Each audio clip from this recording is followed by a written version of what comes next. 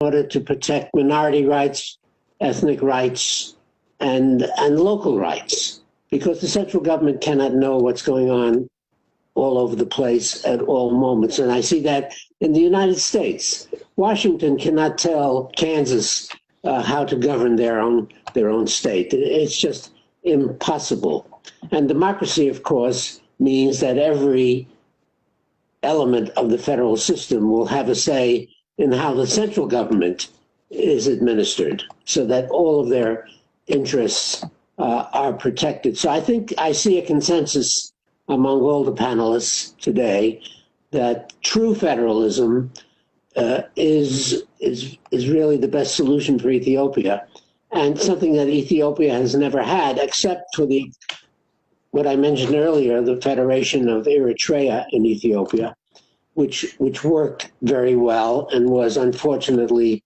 abolished by Emperor Haile Selassie. And of course, as our earlier panel said, the United States is not in a position to bring all this about, but we could recommend and we could support any effort by the Ethiopians to achieve true federalism. By the way, when we were doing the London conference in June 1991 to bring about an end to the Eritrean war, there was a representative of Oromia there, of the Oromo Liberation Front. His name was Mr. Lencho.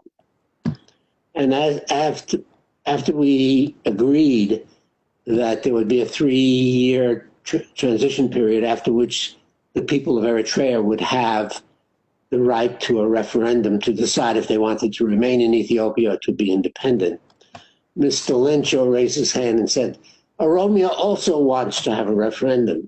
But we had already been speaking for 5 days. So I said, Mr. Lencho, it's too late. We have to worry about that later.